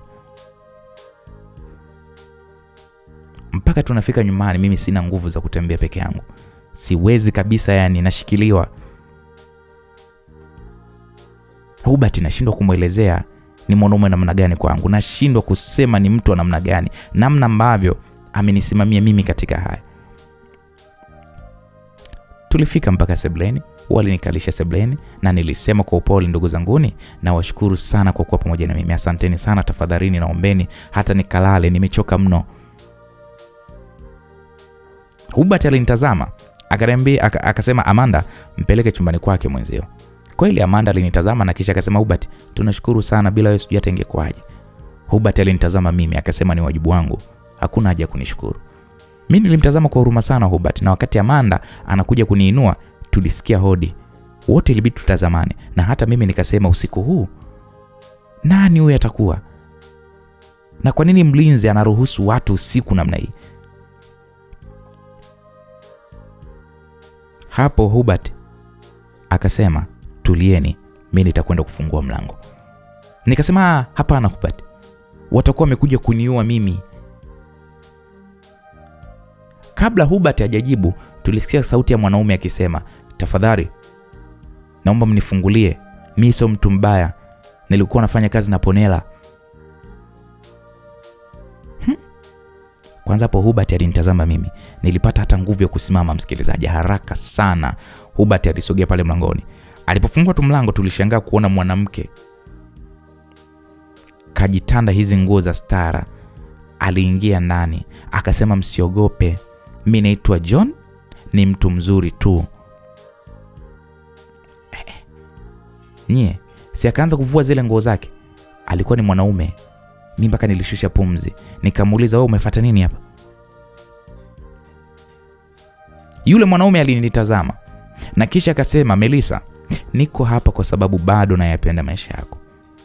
Lakini pia nipo hapa kwa sababu Ponela alitamani sana kukusaidia na alisema hata kama yeye asipokuwepo nihakikishe na kuwa niko upande wako. Kwanza tulitazamana. Hubert akasema, okay, unaweza ukakaa. Kwa kweli yule jamaa alikaa. Mimi usingizi ulikata muda huo. Nikamwambia, kilichokuleta? Najua mna hofu sana. Naelewa kwamba mna hofu. Hata mimi maisha yangu yamejawa na hofu mpaka nimefika hapa, siamini kama nimefika. Mimi nilikuwa nipo kwenye kundi la Madam Tamara pamoja na Norbert. Na Ponela alikuwa ananilipa mimi kumpa habari za siri za kundi hili. Unakijua nini kuhusu Madam Tamara? Ni mtu mwenye roho mbaya sana. Ni mtu asiyekubali kushindwa. Ni mbaya sana kuliko vile unavyodhani. Najua unampenda kama mama yako, lakini hayakuchukulia hivyo. Madam Tamara anataka pesa. Yeye kila anachokifanya ni kuhusu mali na sio kitu kingine. Ana hasira na ana chuki sana na babako. Ana hasira na ana chuki na babangu kivipi? Mbona sikuelewi? Melissa, unanihakikishia usalama wangu? Kama utanipa sababu za kukuamini.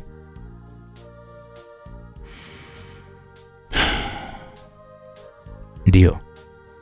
Madam Tamara anamchukia babako. Na anakuchukia na wewe pia kwa sababu mali zote za babako mpaka nyumba mnayoishi jina linasoma ni la kwako Melissa. Na hapo ndo chuki yake ilizidi mara baada kuona na kuamini kuwa ina maana babako miaka yote hiyo amemtumia bila faida yoyote, na hata kitokea amefariki hatakuwa na chochote wakati yeye ana ndoto za utajiri. Sasa kwani ubaya hapo upo wapi? Mimi si ni binti yake? Mali zao sinaweza kwangu pia. Hakuna namna mimi naweza nikamwacha mamangu ateseke na mimi nipo, hata kama baba ameandika urithi huo sijui kwa jina langu. Melissa. Nisamehe sana kwa kusema hai Melissa. Kitu gani? Yule Madam Tamara yule. Wala hata sio mamako mzazi.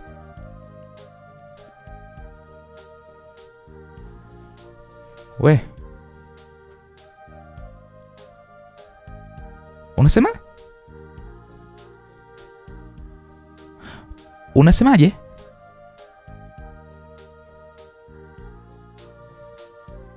Hebu rudie tena. Sio mamangu mzazi? Kwa maana mamangu mzazi unamjua? Nakuuliza wewe.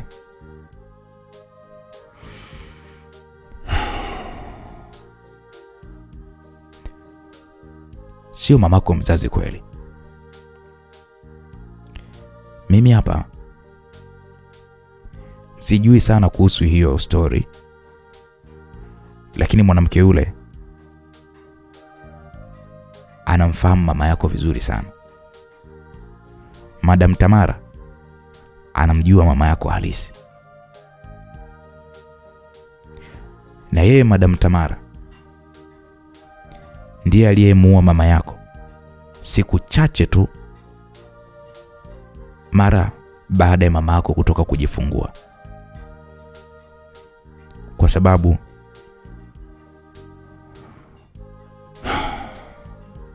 Madam Tamara alikuwa ni house girl tu nyumbani kwenu. Alikuwa ni dada wa kazi.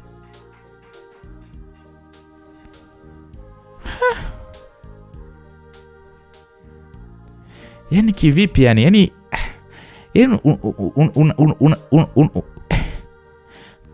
kama unataka kuniambia mamangu sijakuelewa vizuri. Hebu niambie vizuri nikuelewe.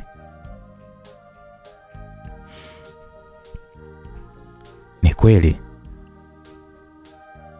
Madam Tamara yeye ndiye aliyemuua mama yako wewe mzazi.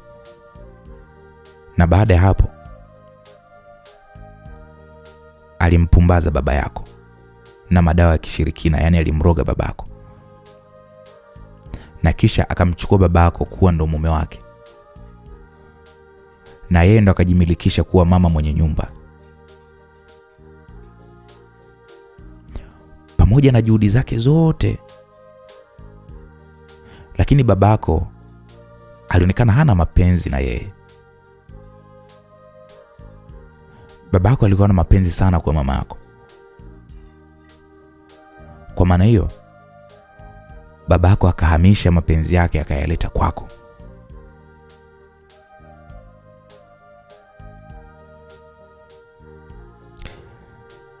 Na hapo ndipo ambapo Madam Tamara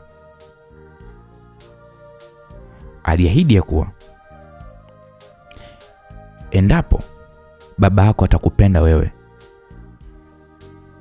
basi na yeye atakupenda wewe, ajifanye kama wewe ndo mwanae, ili apate kila kitu kutoka kwa babako. Na hapo inaonekana kabisa babako alihisi kitu. Na ndio maana kila mali zake alikupa wewe, kila kitu aliandika kwa jina lako. Na hapo ndipo shida ilipoanzia. Na hapo ndipo Madam Tamara alipoanza kuandaa mashambulizi kutoka nje. Hata ndoa yako wewe na Norbert ulikuwa ni mpango tu wa kukufirisi wewe na baba yako.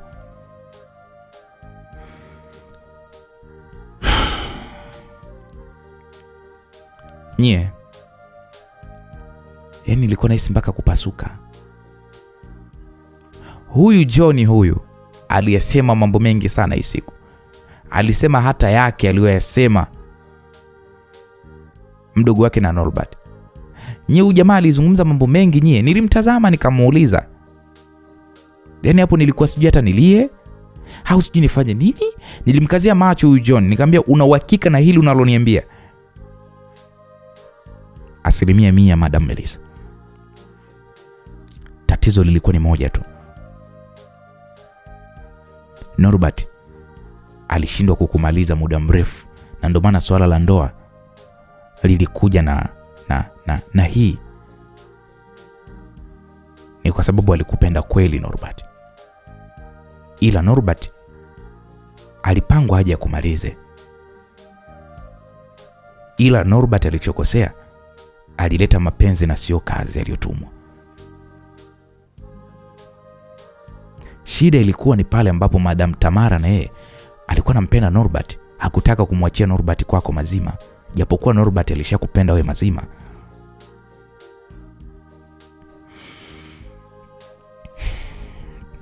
Norbert alinipenda mimi? Na vipi kuhusu Ponela?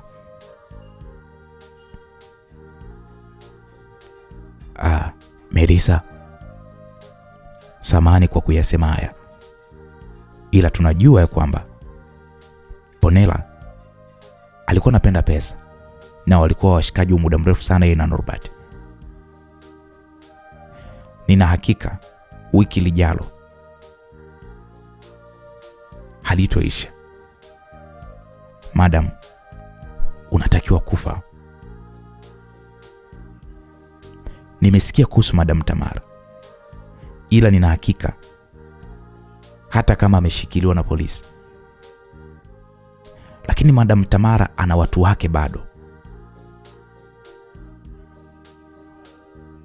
Akikumaliza wewe, anashinda ile kesi kwa sababu wewe kwa sasa ndio zuio lake lote.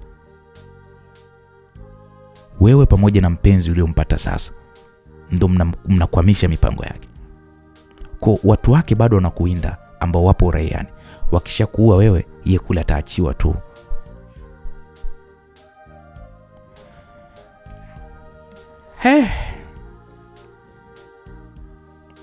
Kwanza hapo tulitazamana mimi na Hubert. Yaani msikilizaji, nilijikuta natokwa mpaka na machozi. Nilitaka kuinuka nikajikuta nadondoka. Huyu John, huyu mkaka huyu alisema, Melissa tafadhali, nahitaji ulinzi wako. Na kuomba usiniache, wataniua. Ushahidi wote huu hapa na niko tayari kusimama mahakamani ili mradi tu mimi niendelee kuishi. Sitaki kufa. Nategemewa mimi, nategemewa. Nilimtazama huyu kaka, alikuwa analia. Mama ambaye mimi nilikuwa naamini ni mama yangu ananipitisha kwenye mambo mengi magumu, na kumbe yeye ndiye aliyemuua mama yangu mzazi. Pengine mama yangu mzazi angekuepo sasa hivi mimi nisingekuwa nayapitia haya ambayo haya mimi nayapitia.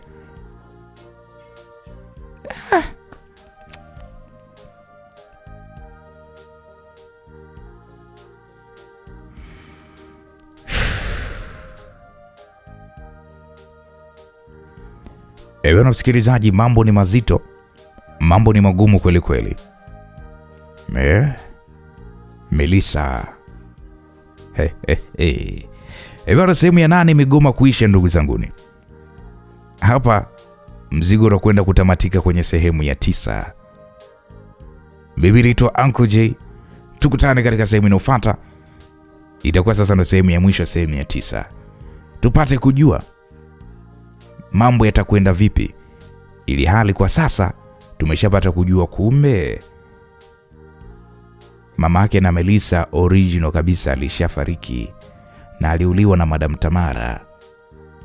Afu kumbe Madam Tamara alikuwa ni house girl tu nyumbani kwa kina Melissa. Sina la kusema. Tukutane katika sehemu inayofuata. Asante.